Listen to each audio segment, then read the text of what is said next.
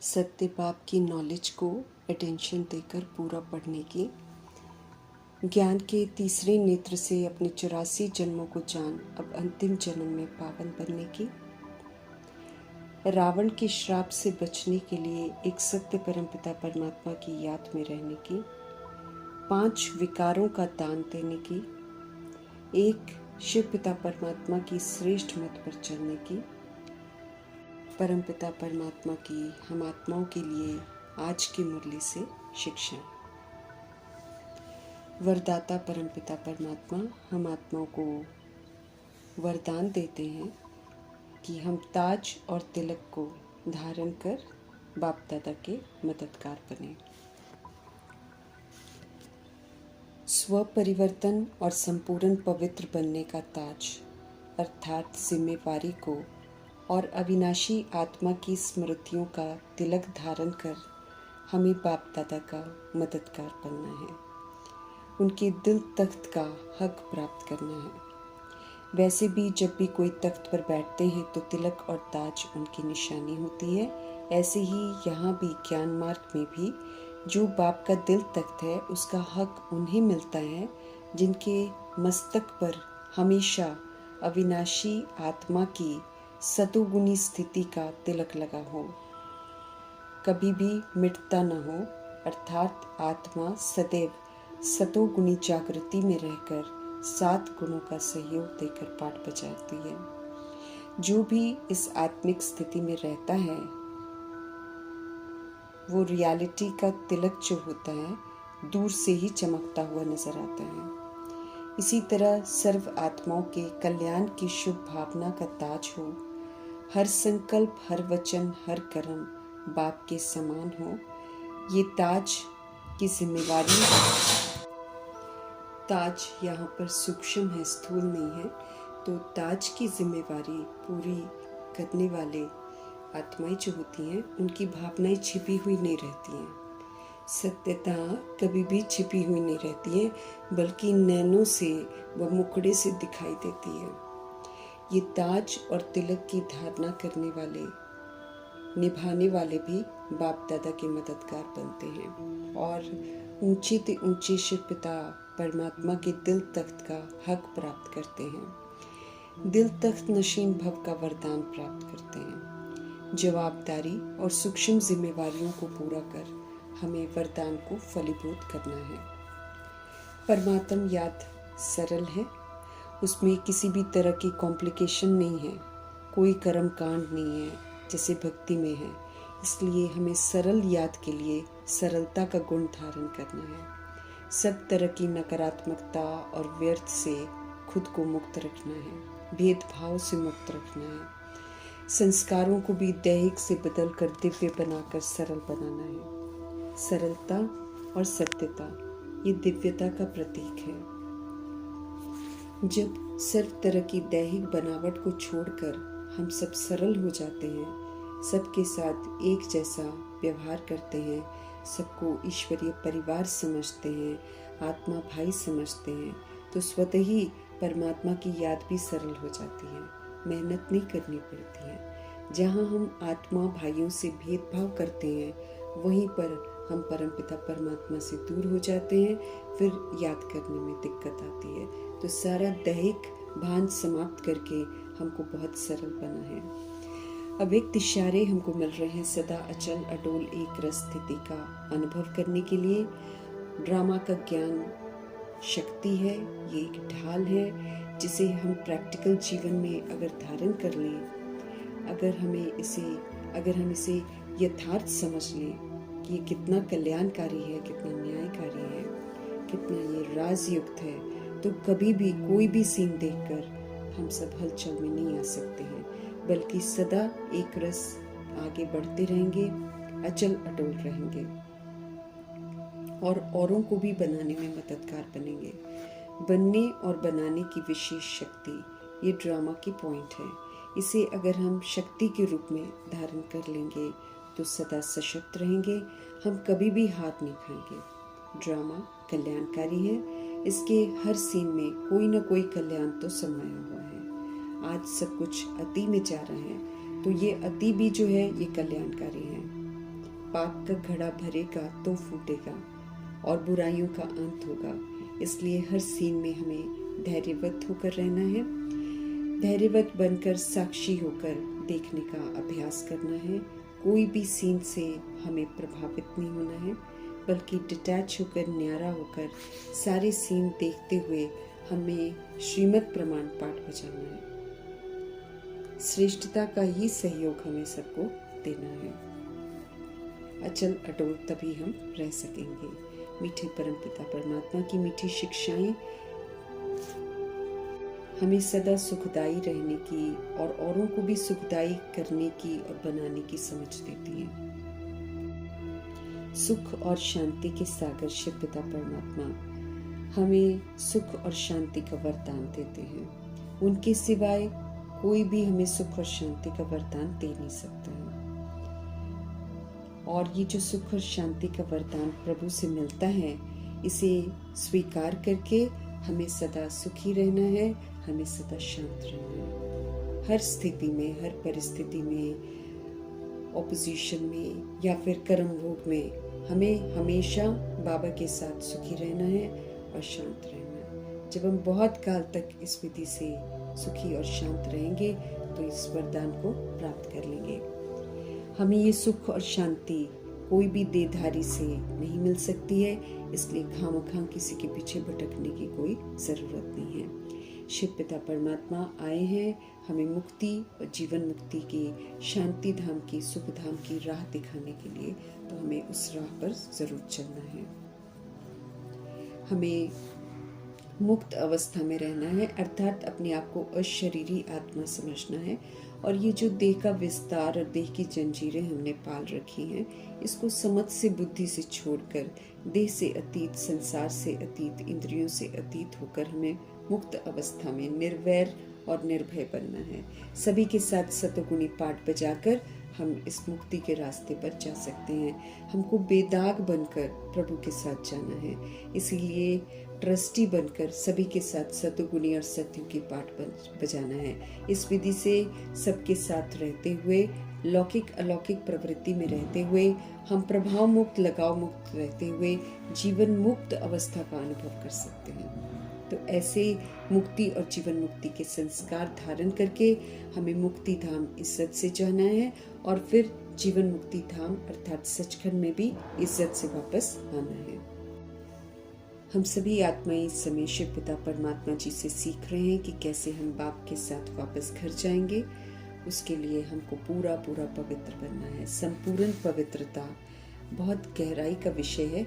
उस गहराई में जाकर हमें मन वचन कर्म से बिल्कुल बेभान से मुक्त होकर संपूर्ण पवित्र बनना है। और सतयुग आदि में आने के लिए और संग बुद्धि का योग हमें तोड़ देना है और एक शिव पिता परमात्मा की याद में रहना है।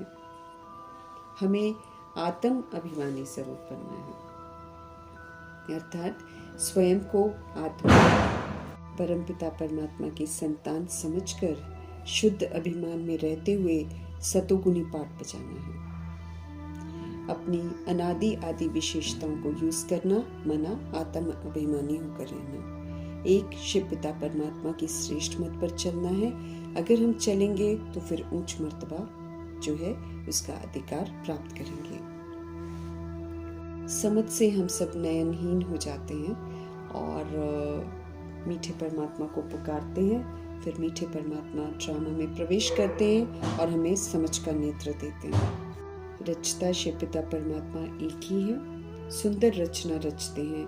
पहले हम आत्मा को ब्राह्मण बनाते हैं, ब्राह्मण से फिर फरिश्ता, फरिश्ता से फिर देवता। लौकिक पारलौकिक पाप का जो रहस्य है वो भी आत्मा को स्पष्ट करना है, ताकि आत्मा का बुद्धि का योग अब एक परमपिता परमात्मा में एकाग्र हो। लौकिक तो परिवर्तनशील है, वो एक कार्मिक अकाउंट वाला पिता है। वो जब तक कर्मा का हिसाब किताब है तब तक संबंध रहता है, कर्मा का हिसाब किताब खत्म तो फिर रोल चेंज हो जाता है। हर जन्म में हम एक नया लौकिक पिता लेते हैं। लेकिन पारलौकिक पिता जो है हम रूहों का, वो सिर्फ एक ही है, वो कभी भी बदलते नहीं और वो सभी रूहों के एक ही बाप हैं। भले 800 करोड़ जीव आत्माएं इस समय नजर अगर आती हैं तो 800 करोड़ जीव आत्माओं के अंदर जो आत्माएं हैं, उन आत्माओं का पिता एक शिव पिता परमात्मा ही है। ये सत्य सभी को जानना है, इसको स्वीकार करना है और अब सिर्फ एक निराकार परमपिता परमात्मा को याद करना है, क्योंकि हम सभी आत्माओं को अब पावन बनना है। अगर हम रूप में देखें तो हम सभी ज्योति बिंदु आत्माएं हैं और बिंदी बिंदी आत्मा हम भाई भाई हैं, एक जैसे हैं देखने में, सतोगुणी हैं हम सब और एक ही परमपिता परमात्मा की संतान है। इस विधि से वी ऑल आर ब्रदर्स। दुनिया में तो कहते हैं भाई भाई हैं, लेकिन समझते नहीं है, क्योंकि वो देख के भान में देखते हैं और एक दूसरे के दुश्मन बनते हैं। लेकिन शिव पिता परमात्मा जब हम आत्मा को समझ देते हैं कि हम आत्मा भाई भाई किस विधि से हैं, तो फिर से पुनः जो भाईचारा है उसको स्थापन करते हैं। हम आत्माओं के मन बुद्धि से सारी नफरत जो है उसको मिटाते हैं, दैहिक दृष्टि को समाप्त करवाकर आत्मिक दृष्टि से देखकर हम आत्मा को फिर से सत्य स्वरूप में लौटने की समझ देते हैं। तो ऐसे पारलौकिक बाप का पूरा पूरा रिकॉर्ड रखना है और सिर्फ उनको अब याद करना है। शरीर के पिता को हम भगवान नहीं कह सकते और न वो हमारी कभी रक्षा कर सकते हैं। हमारे रक्षा जो है, हम आत्माओं की रक्षा, वो तो परमपिता परमात्मा ही करते हैं। लौकिक फादर लिमिटेड ही होते हैं, हर जगह वो सहायता नहीं कर सकते हैं।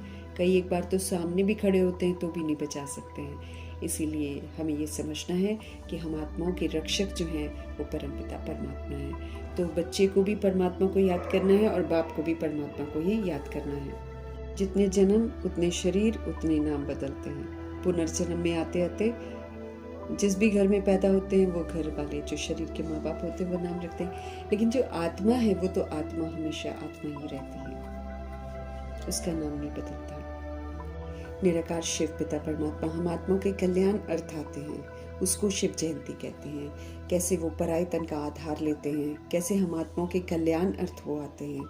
इस पतित दुनिया में आकर हम पतितों को पवित्र बनाते हैं, तो कितना ना हमको उनको रिगार्ड रखना है। वो हम आत्माओं को तीसरा समझ का नेत्र देते हैं और फिर हर बात को यथार्थ रीति देखकर रियलाइज करके अपने आप को करेक्ट करने की समझ देते हैं। तीसरा नेत्र ये ज्ञान का नेत्र है। इस नेत्र को दिव्य चक्षु देखते हैं, दिव्य चक्षु कहते हैं। और जब हम इस दिव्य चक्षु से इस ड्रामा को देखते हैं तो हमें रियलाइजेशन होती है हर बात की, और जो रियलाइजेशन फिर हमको स्व परिवर्तन से विश्व परिवर्तन करने की समझ देती है।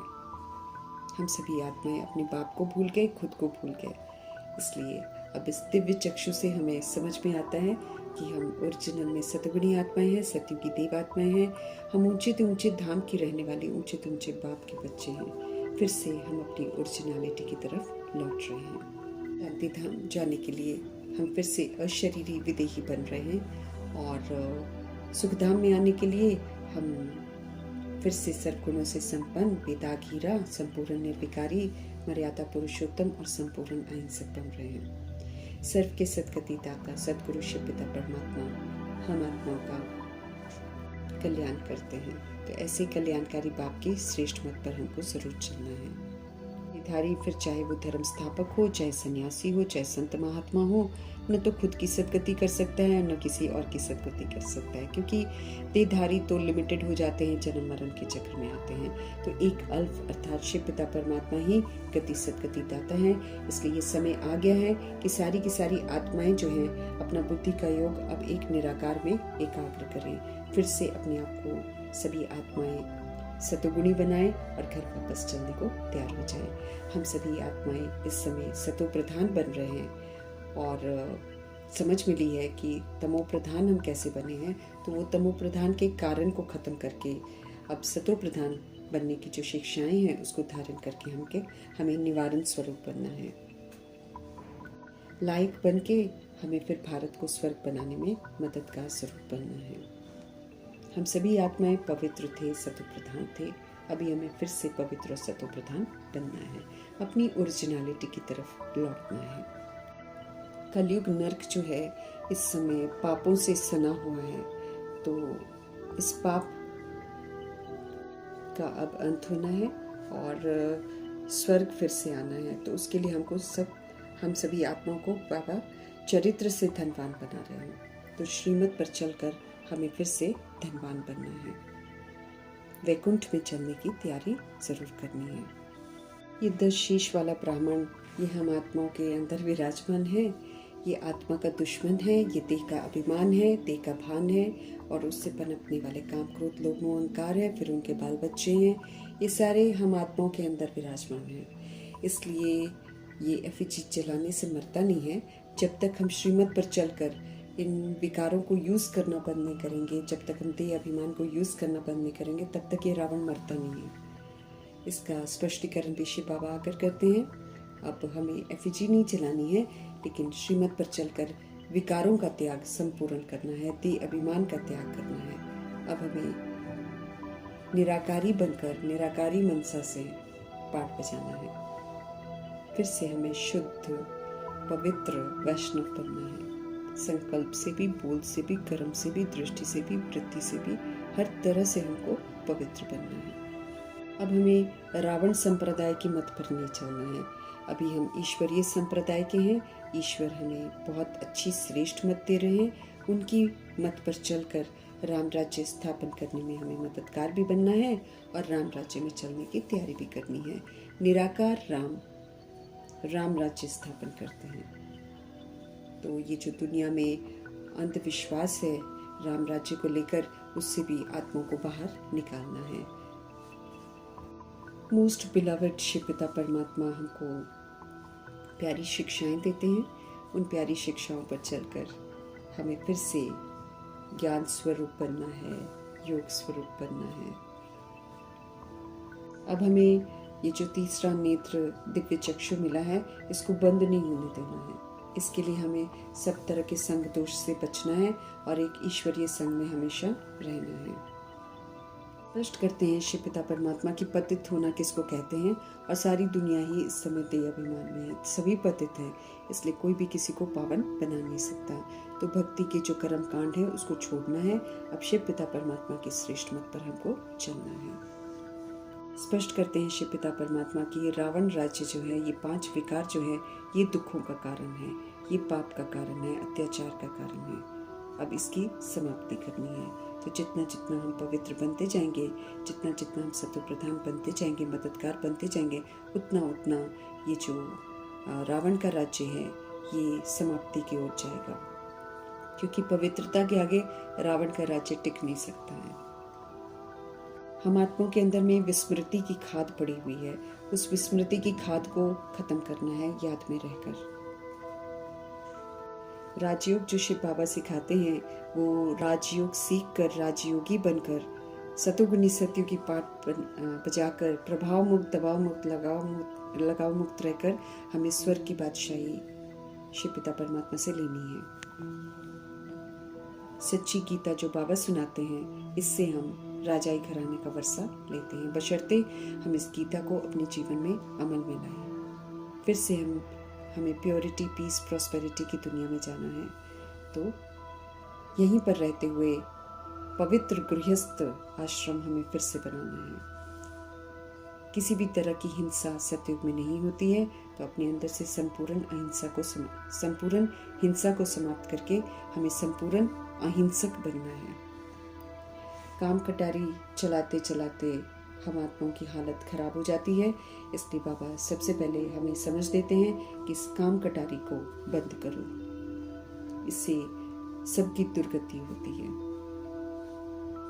जैसे हम सब सत्युग में 100% सॉल्वेंट थे, वैसे ही हमको फिर से 100% सॉल्वेंट बनना है, सतो प्रधान बनना है, जो कि हम तब बन सकते हैं जब हम श्रीमत पर पूरा चलें। श्रीमत है ही हमें 100% सॉल्वेंट बनाने की।